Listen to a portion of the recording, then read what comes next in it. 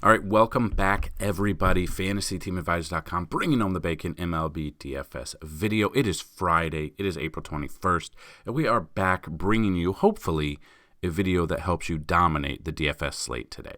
So we do have some early games, and then we have a main, I think, 11-game main slate we will talk about. I do apologize I didn't have a video yesterday. I had to take my daughter to the doctor. We were spiking at 103 temperature, and it was a very long day. But I did put a community post out on YouTube, and so if you don't see a video by us by probably 10 a.m. Central, 11 Eastern most days, check the community post or check Twitter at advisors_team. I put a post out there saying what was going on. I still got the cheat sheet out there and stuff, but I wasn't able to do an article. It was a very long day. Plus, I had to work on top of that. So I was working until 9 p.m., but I wanted to bring this back to you guys. If this is your first time being here, we're going to break down the pitching. We're going to look through all of the pitching, see if there's anything to like about the slate, who we're going to look at. Then we're going to look at some BVP. We're going to look at ballpark rankings, stolen base targets as well, and the MLB odds. So we can kind of see where Vegas is looking at, what teams are supposed to score on this slate. So if you haven't already, hit the like button, hit the subscribe button. I think we're 17 subscribers away from 7,000, and we've had an influx of subscribers on the website, FantasyTeamAdvisors.com, for FTA+, so that's been awesome as well.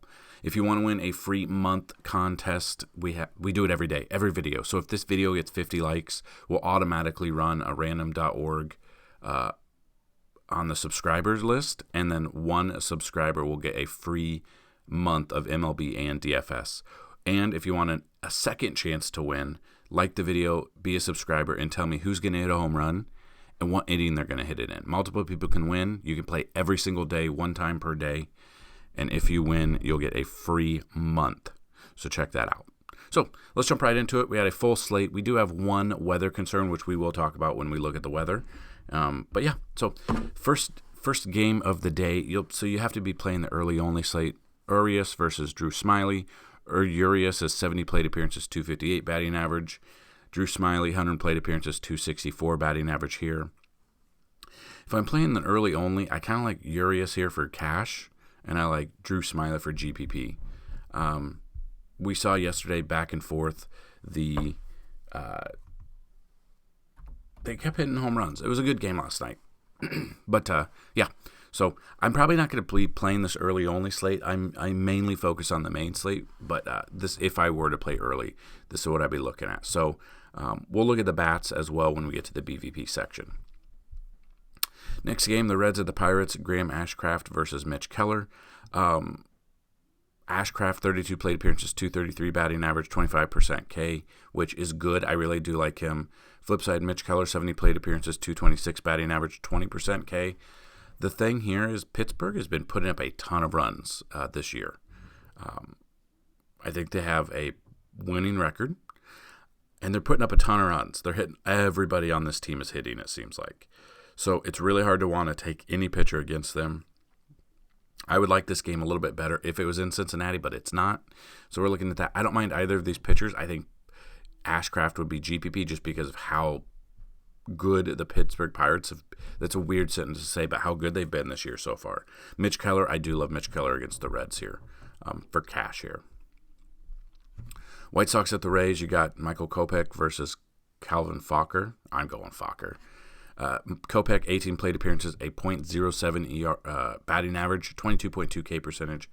Mr. Falker over here, 3 plate appearances, 666. So not much going on. Probably, I do like, both of these are probably GPP only, especially on a smaller 3-game slate here. I don't trust either of these in cash because both of these teams can hit. And then the first game on the main slate here, you've got Detroit Tigers versus Baltimore Orioles, Michael Lorenzen versus Tyler Wells. Lorenzen, 27 plate appearances, a 136 batting average. He did get really roughed up his last start. I believe coming into this game, he does have a, let's see, I want to say it's like a 12-plus ERA. Obviously, making his first start for the Tigers, probably not what we're looking at last week. and then this will be his second start in that game. 4 innings, 8 hits, 2 walks, 6 strikeouts, 6 earned runs. It's not the best. Did have some strikeouts, but Baltimore's a really good hitting team. I know he's got good numbers against them. At GPP only, I don't mind, but I'm kind of scared that he doesn't go more than 4 innings. Also, the other video we had, I told you I was going to give you, I was going to give away some memberships if Bumgarner gave up less than 5 earned runs. And he gave up 7. Now he doesn't have a team. Got designated for assignment. So I called that one. If you guys bring anything away from it, if there are pitchers like, Steven Matz on the slate, which there are, Madison Bumgarner if he finds a team, which he will, but Bumgarner will find a team because Arizona's paying like 30-something mil or something. We're pretty good at what we're doing when we take stacks and stuff. So that is just one thing that did pop out that I was going to mention yesterday, but I didn't have a video. Flip side of that, Tyler Wells against the Tigers, 20 plate appearances, 412 batting average. So obviously not much, has seen them a little bit. I honestly, not looking at Wells, I'll look at Lorenzen as a GPP only. I honestly kind of like both of these teams as a stack, though. I'm not going to stack the game, but I do like both of these teams as stacks. Rockies at the Phillies, Noah Davis versus Aaron Nola. Noah's one plate appearance, gave up a hit. Nola, his numbers actually kind of are odd to me, but I'm guessing most of them are in Coors. 80 plate appearances, a 338 batting average, striking out 27.5% of those batters he has faced. But a 338 batting average is kind of crazy. So if we just dig into the batters, see why it's crazy. Excuse me. Charlie Blackmon's 8 for 21 with 3 doubles and 2 home runs, batting .381. Chris Bryant's 4 for 13 with a double and a home run, batting .308. You can kind of see why these numbers are big. They don't see a ton of them, but he's given up a ton of home runs. Most of these have probably been in actual Coors Field. This one is in Philly, but I don't mind him as a GPP option tonight. But again, it's just a little bit crazy with his numbers. I think people will see those numbers and maybe go away from him. That's kind of why. But I do like Nola strikes out a ton of people. So we know that. He's almost struck out 28% of those batters. So I don't mind Nola here for GPP. I'm not looking at Noah Davis. Blue Jays at the Yankees is the one that I'm, up in the air about. Kikuchi, 106 plate appearances, 280 batting average. When he's on, he's a really good pitcher, but he has been off so much. This is at Yankee Stadium. I'm definitely loving a Yankee stack here. In 106 plate appearances against them, a 280 batting average, striking out less than 19% of those batters. Flips, I really love. Glaber's got good numbers against him. DJ LeMahieu's got good numbers against him. Aaron Judge, I like against him. Volpe, just because if he gets on base, he can steal some bases. Oswald Peraza, he's a very cheap option who should be plugged into that lineup at second base moving forward. There's just different ways to attack Kikuchi in this one. And on the flip side, he could dominate and strike out a ton. It's just, that's the nature of the game when we play something like this. So looking at that, I don't think I'll have any exposure. I don't think I'll have any exposure at all to Kikuchi on the pitching side. I will look at a Yankee stack. Domingo Germán is the one that I'm a bit on the fence about. We know that he has gotten shelled before, and then his last start, he absolutely dominated the Guardians. They checked him for foreign substance, didn't have anything. All he had was rosin, so it was a big deal, but he absolutely dominated the Guardians. Now, Toronto obviously is a really good team. They're better than the Guardians, so this is the one that kind of puts me at a pause, but I do like Germán here for GPP. 67 plate appearances against the Blue Jays, 20.9 K percentage, and a 213 batting average. So I don't mind a Yankee stack, and I will look at Germán as a GPP option. And then on DraftKings, this would be a full team stack, meaning I would have Germán and then 4 bats in that one. And it depends. Aaron Judge, a Volpe, a Peraza, a Glaber, a DJ LeMahieu, some sort of mixture of those plays with Germán, I don't mind at all. Marlins at the Guardians, Braxton Garrett versus Zach Plesac. Garrett, 3 plate appearances, 333 batting average. Plesac, 41 plate appearances, a 243 batting average, striking out 22% of those batters. I don't mind Plesac. I don't think I'll have much exposure to Garrett here. Plesac for GPP, but that's about it. Astros at the Braves is next. Hunter Brown versus Bryce Elder. Neither team has neither pitcher has faced this team before. For GPP, I don't mind. Again, you guys know me. If this is the first time you've been here, my big thing is if there's been a pitcher that's never faced a team before, if you think he'll go 5+ innings, I'd throw him in a GPP. I think that same here. Elder and Hunter Brown. I know Houston's a good hitting team. I believe they have a losing record right now. I don't mind either of these pitchers for GPP. I'm not trusting them in cash. The Oakland Athletics, soon to be known as the Las Vegas Athletics, whenever they do move, which is crazy. I mean, they threw that news out there at like midnight one night. J.P. Sears versus John Gray. Sears, 30 plate appearances, a .333 batting average. John Gray, on the other hand, 37 plate appearances, a .176 batting average, but he only striking out 13.5%. I don't mind John Gray. I would like this game a little bit more if it was in Oakland because that stadium's terrible, but I will have some exposure to John Gray for GPP. I doubt I have any exposure to J.P. Sears. Maybe a contrarian GPP option, but I'm looking at John Gray for GPP, and then I'd be looking at Texas bats against Sears. Nationals at the Twins is next. Trevor Williams versus Tyler Mahle. Trevor Williams, 9 plate appearances, 143 batting average. Mahle, 40 plate appearances, 30K percentage, batting 188 against him. I do like him against the Nationals. I like Mahle here for cash or GPP. Red Sox at the Brewers, you got Nick Pivetta versus Freddie Peralta. Pivetta, 48 plate appearances, 256 batting average, striking out less than 17% of those batters. On the flip side, Freddie Peralta, 10 plate appearances, a 30% K percentage, and a .222 batting average.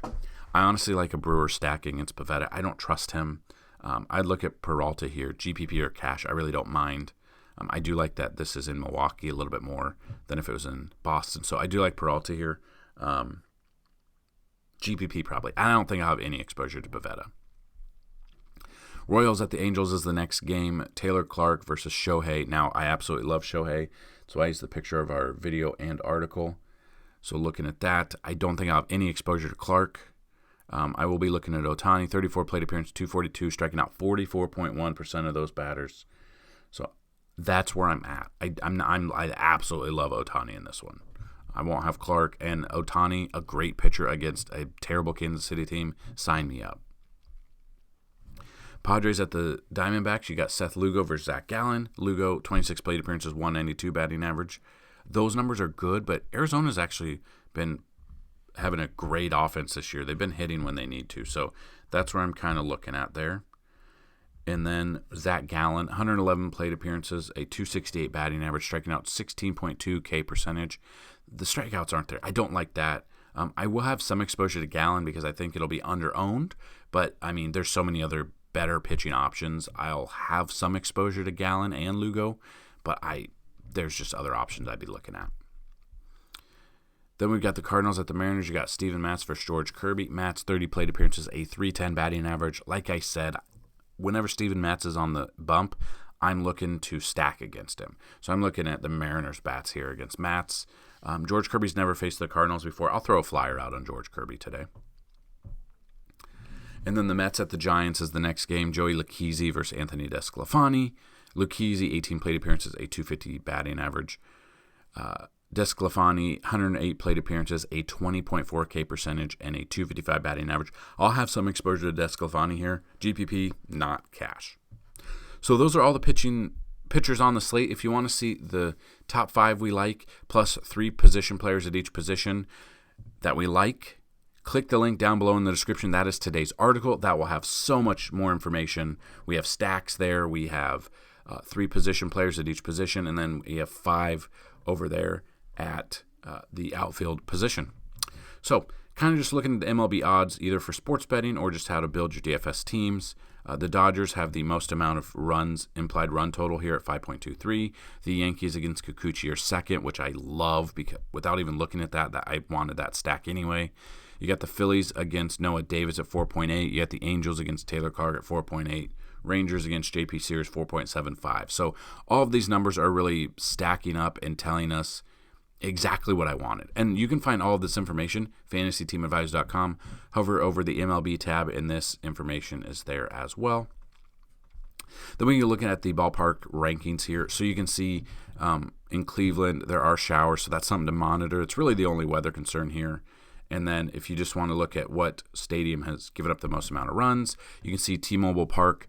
So, 108 runs. They have 10 more runs than any other team. Looking at that, I absolutely love, and before looking at that, I absolutely loved the Mariners against Steven Matz. So definitely that makes me want to take a Mariner stack even more. And you can check this out over at FantasyTeamAdvisors.com. I don't want the video to be super, super long, so we're not going to go in depth in it.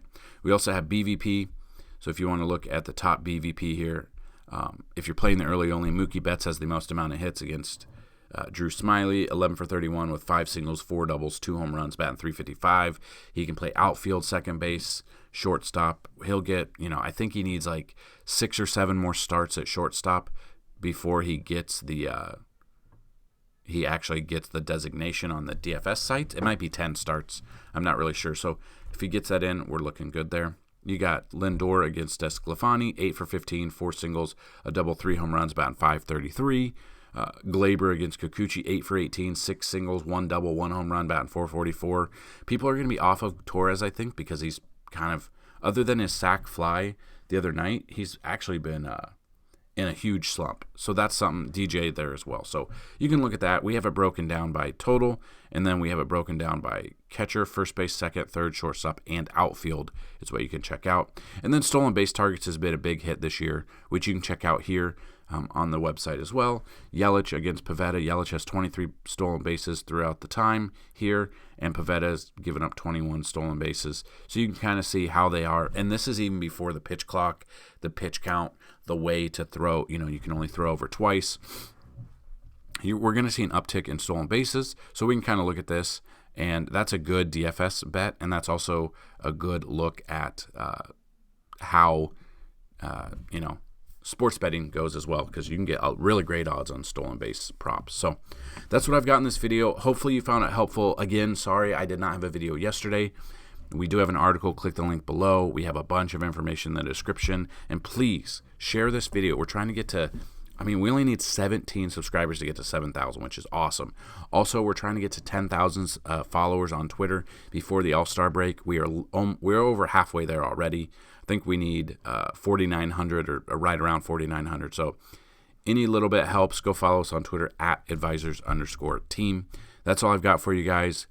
Good luck today, and as always, bring home that bacon. Peace.